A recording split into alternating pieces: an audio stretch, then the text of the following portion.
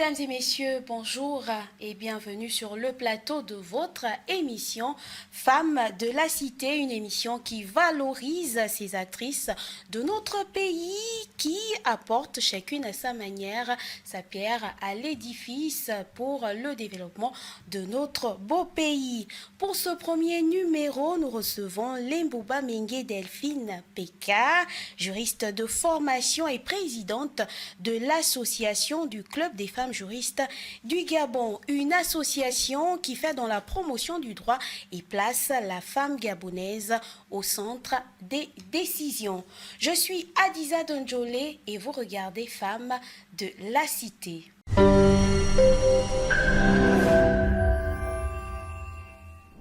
Madame Lembouba Mengue Delphine, bonjour. Bonjour Madame Adiza. Comment allez-vous? Je vais très bien, merci. D'accord.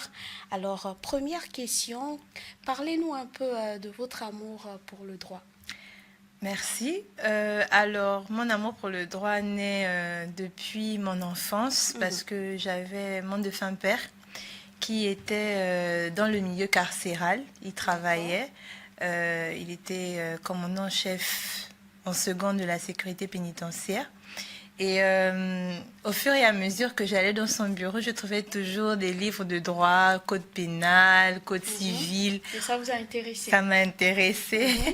Donc je demandais un peu à quoi ça servait et il me demandait si j'étais intéressée par le droit. Je disais oui. Donc il a chargé sa bibliothèque de livres de droit et moi, en classe de 3e seconde, j'allais déjà, je lisais les livres. Exactement. Voilà, c'est un peu ça. D'accord. Alors, vous êtes actuellement la présidente du Club des femmes juristes du Gabon. Racontez-nous un peu quelle est l'histoire autour de cette association. Alors, le Club des jeunes femmes juristes est né d'une réunion, tout simplement, avec d'autres juristes avec qui j'ai appris, donc d'autres jeunes femmes de l'université dans laquelle nous étions. L'objectif, c'était de mettre d'abord en place un événement. C'était vraiment ça. On était parti sur l'événement parce que j'avais eu cette vision. Autour du droit. Autour du droit, exact. Et j'en ai parlé à mes collègues et on a fait des demandes, ça et là, mais ils nous ont fait comprendre qu'il fallait une organisation parce qu'on ne pouvait pas donner les subventions à une personne physique. Donc, il fallait créer quelque chose de moral, exactement. Donc, on a travaillé dessus, on a monté les statuts. On était juste butés avec le nom de l'association. Donc, l'une des filles a proposé association de juristes. Et j'ai dit, bon, on va un peu réfléchir, association de juristes. Et pourquoi pas club des jeunes femmes juristes, parce que nous sommes jeunes. Hein, exactement. Et tout le monde est tombé d'accord. Mais oui, c'est nouveau, c'est bien, ça fait frais. Chic et puis ça sonne beau exact. aussi. Voilà. Donc, c'est dans ce sens-là qu'on a créé l'association. Voilà, le Club des jeunes femmes juristes. Et quel est l'objectif de cette association? C'est vrai que c'est la promotion du droit, c'est vrai que c'est placer la femme au centre des décisions, mais est-ce que vous pouvez nous en dire un peu plus? Oui, l'idée, c'est de valoriser les droits de la femme, faire en sorte que les femmes et les jeunes femmes puissent connaître leurs droits, mais également leurs devoirs. Et nous sommes tous d'accord sur le fait qu'en Afrique, et particulièrement au Gabon, les gens ont une certaine méconnaissance des droits. Alors nous, notre objectif, c'est d'aller vers la population, faire l'éducation populaire, décortiquer les articles juridiques de n'importe quel code, de sensibiliser sur ces textes-là pour que les uns et les autres puissent connaître leurs droits et leurs devoirs pour que demain, personne ne puisse dire qu'il est ignorant de ses droits, de ses devoirs au sein de la société. D'accord. Ouais. Alors, le Club des jeunes femmes juristes, voilà, promouvoir les droits pour la femme. La femme doit connaître ses droits. Est-ce que c'est toutes les femmes de manière générale ou bien c'est une catégorie de femmes? Et là, on parle de droits de manière générale ou bien une spécificité de droit? Le Club des jeunes femmes juristes, en son sein, regorge des jeunes femmes juristes. Maintenant, l'objectif, c'est de parler à toutes les femmes. Nous parlons aux jeunes femmes de la société parce que nous voulons que le plus grand nombre puisse s'engager, puisse prendre position dans l'État, puisse s'associer aux choses de la cité. Et également orienter les dames un peu plus mûres Parce que c'est pas tout le monde qui connaît les droits. Il y a des dames au marché, par exemple, elles sont mûres, mais elles connaissent pas forcément leurs droits. Donc nous allons nous sensibiliser dans ce sens-là. Nous allons également dans les lycées et collèges parce qu'il s'agit de la jeunesse, parce qu'il s'agit des catégories de tranches sociales qui ne sont pas forcément informées sur leurs droits, sur leurs devoirs au sein de la société. Voilà. D'accord.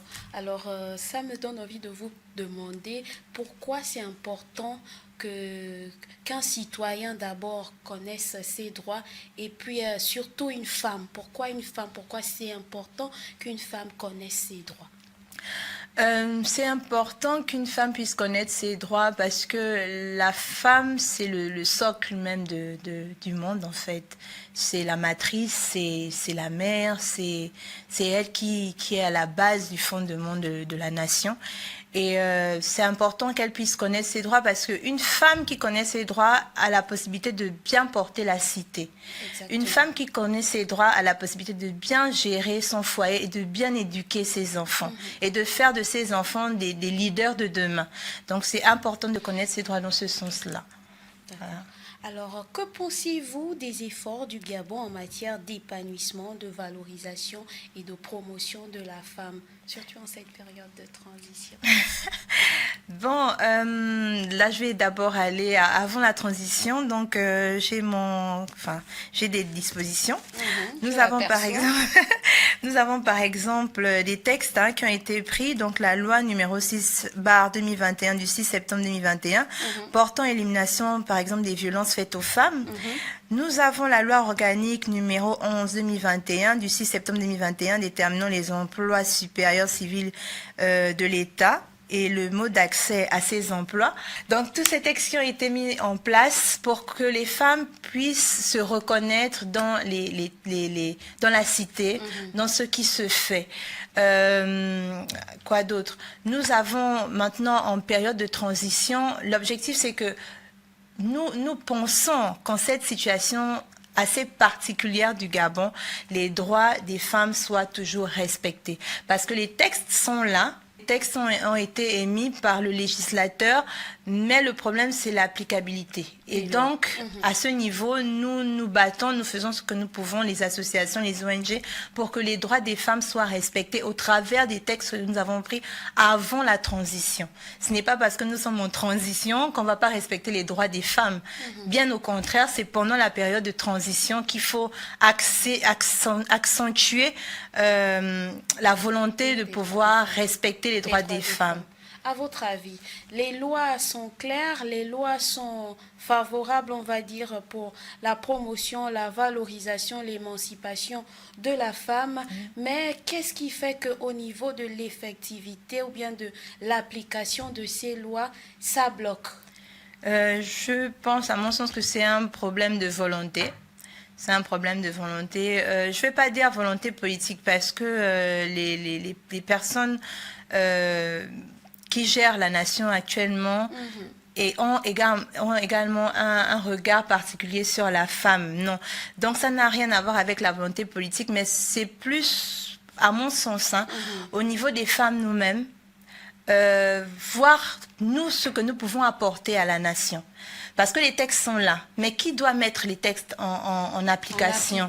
Qui doit sensibiliser? C'est d'abord les actrices elles-mêmes. Ce sont les actrices elles-mêmes. Parce qu'on attend toujours tout des personnes qui dirigent la nation, alors que nous sommes là pour pouvoir mettre ces textes-là en application. Et si nous ne sommes pas d'accord par rapport à une injustice, c'est à nous d'exprimer notre mécontentement.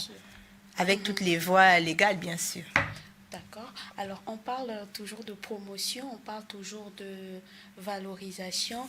Alors, récemment, le Gabon a fait la proposition d'une nouvelle constitution et il y a des articles qui ont été dédiés à la femme. Votre avis sur ces articles concernant la femme? Oui, bon, par rapport à la nouvelle constitution, nous avons au moins des garanties, les garanties des textes au niveau du fondement même de la Constitution. Nous avons toujours nos libertés fondamentales, le droit à l'expression, la dignité humaine, etc. Et moi particulièrement, d'abord en tant que jeune, on nous permet de pouvoir accéder au gouvernement à 30 ans. On ne fait pas de différence si c'est une femme, si c'est un homme, non. Ça, On c'est dit déjà juste, un point positif. c'est un point très positif. On a la possibilité d'accéder au gouvernement, d'être même chef du gouvernement à un âge qui avant n'était pas d'actualité en fait. Et chez les femmes, ce qui me fait encore plaisir, et beaucoup vont peut-être rigoler, mais on a garanti la famille. Donc, on nous dit dans la nouvelle constitution que la famille, c'est le père et la mère. Et donc, ça donne à la femme son importance, parce qu'on avait l'impression que la force de la femme était en train de disparaître. Mais là, c'est garanti dans la Constitution. Je ne parle même pas de toutes les autres dispositions de la Constitution qui valorisent justement la femme par rapport à nos droits en tant qu'acteur ou actrice de la nation, le droit au vote, etc. Donc vraiment, il y a des avancées, mais on demande aux autorités maintenant de mettre cela en exécution. D'accord. Alors, Madame Lembouba, je vais vous taquiner un peu. Qu'est-ce que vous répondez à ces citoyens qui disent que la place de la femme, c'est à la cuisine? Alors, non, pas forcément. Oui, la place de la femme, c'est à la cuisine, mais pas forcément. Il faut équilibrer les choses. Je pense que nous sommes dans une période où nous sommes en évolution, l'évolution des mœurs, évolution de la société. La même femme qui se retrouve à la cuisine est également capable de pouvoir exercer ses fonctions hors de la cuisine.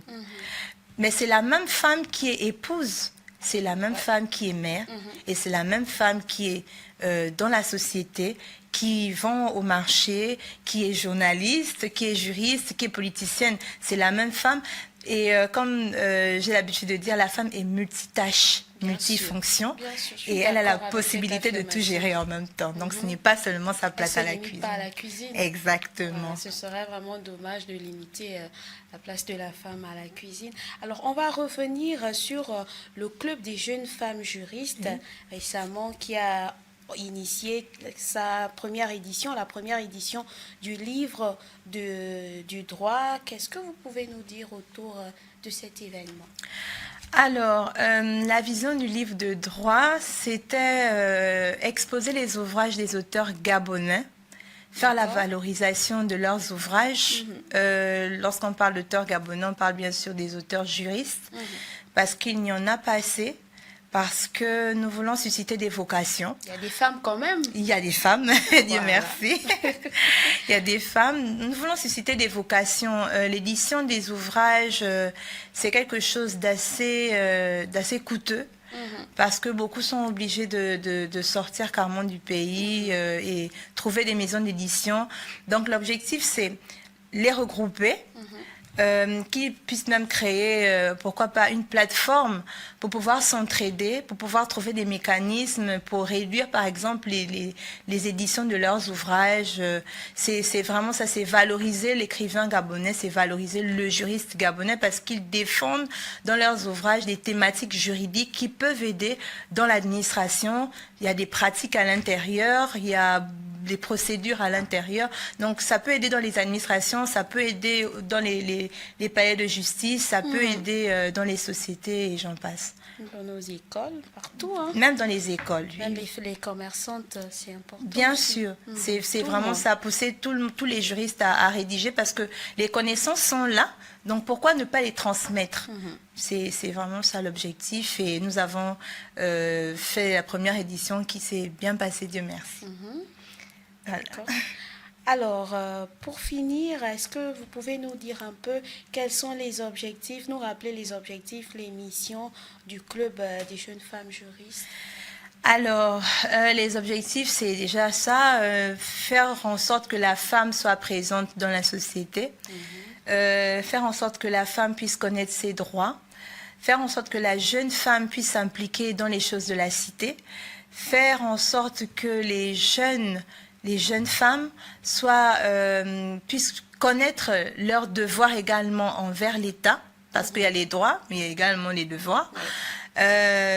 Valoriser les textes juridiques, mais vraiment dans leur ensemble, que ça soit le code pénal, que ça soit le code civil, que ça soit le code minier, que ça soit le code... En fait, tous les différents codes, c'est valoriser ces textes-là, aller sur le terrain, faire de la sensibilisation pour pouvoir éveiller les consciences. D'accord. Alors j'espère que le Club des femmes juristes fera une sensibilisation dans on va dire quoi, ces missions de 2025 à peut-être sûrement Njolé avec les orpailleurs de cette zone, pourquoi pas pour aussi leur édifier sur leurs droits, sur le code, c'est le code minier, non? Exactement, c'est le code minier. Pourquoi pas? Notre objectif, c'est d'aller maintenant en province, rencontrer les gens dans les provinces. Aussi, c'est vrai qu'ici aussi, la sensibilisation, c'est important, mais ceux de l'intérieur du pays, encore plus, ils en ont besoin. Exactement. C'est ça, nous allons nous déployer. Nous allons nous déployer dans le Gabon, nous allons nous déployer dans les provinces, nous allons sensibiliser également dans les provinces parce qu'ils en ont, comme vous le disiez tout à l'heure, ils en ont vraiment besoin. On a des coups de fil, des personnes qui nous sollicitent sur le net, pourquoi vous ne venez pas dans notre province. Nous avons même déjà échangé avec certaines autorités de 2 provinces qui nous attendent au courant de l'année 2025 par la grâce de Dieu. Donc nous allons aller sur le terrain parce qu'on nous attend et parce que nous aimons le droit et nous voulons que tout le monde puisse être informé. Alors, Madame Limpumba, 2024 s'achève, 2025 ouvre ses portes. Est-ce que vous pouvez faire un bilan de votre organisation, votre association? Alors, oui, nous avons lancé officiellement nos activités au début de l'année, même si le Club des jeunes femmes juristes existe déjà depuis 2022. Nous avons fait un bilan, comment dirais-je, c'était beaucoup de batailles, c'était beaucoup de persévérance, c'était rencontrer des personnalités, des personnes bien également qui nous ont encouragés dans notre démarche et remercier vraiment le ministre de la Justice qui nous a reçus, qui nous a encouragés dans notre élan. Et voilà, donc... nous faisons ce bilan-là en disant que ça a été dans l'ensemble. Ça a été dans l'ensemble avec beaucoup de persévérance. Ça a été. Nous espérons qu'en 2025, il y aura beaucoup de belles surprises vis-à-vis du Club des jeunes femmes juristes. On croise les doigts. Alors, je vais vous demander votre mot de fin. Il y a certainement, il y a sûrement beaucoup de jeunes filles, de jeunes femmes qui vous admirent, qui vous prennent pour modèle. Elles vous regardent sûrement aujourd'hui. Qu'est-ce que vous pouvez leur dire, leur donner comme conseil? Oui. Alors moi, je voudrais dire à ces jeunes femmes de ne pas se décourager. De ne vraiment pas lâcher parce que moi je suis par exemple orpheline de père, ça fait déjà beaucoup d'années mais je n'ai jamais laissé, je me bats, je lutte, il n'y a pas de piston, hein. C'est vraiment la bataille d'une jeune femme qui veut faire en sorte que sa voix puisse compter pour son pays, qui veut poser également des bases qui pourront servir pour l'avenir. Donc, de ne pas se décourager. On peut tomber, mais il faut se battre pour se relever. Le tout, c'est de persévérer dans la vision qu'on a et beaucoup de choses vont se réaliser au travers d'elle. Voilà. D'accord.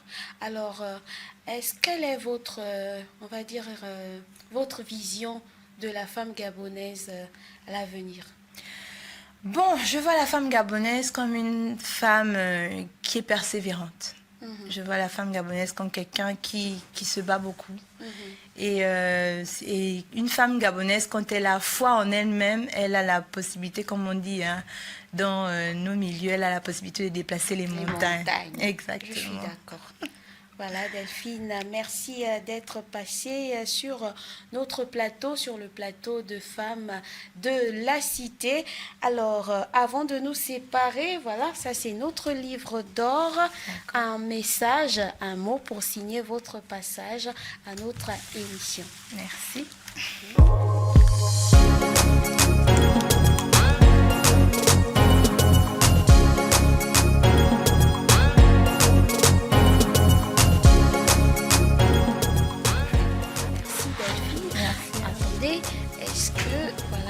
Vous pouvez nous lire votre message? Alors, tout simplement, je remercie la chaîne de télé Nour TV de m'avoir reçu. Merci pour votre soutien et merci de m'encourager. Le Club des jeunes femmes juristes vous félicite pour cette émission. Madame Lembumba, Delphine. C'est nous qui vous remercions. Voilà donc, chers téléspectateurs, nous sommes arrivés donc au terme de ce premier numéro. Nous étions en compagnie de Madame Lembumba Mengue Delphine Peka. Elle est donc la présidente du Club des jeunes femmes juristes du Gabon. On se retrouve donc prochainement avec une nouvelle femme à présenter. Sur ce, restez sur nos programmes.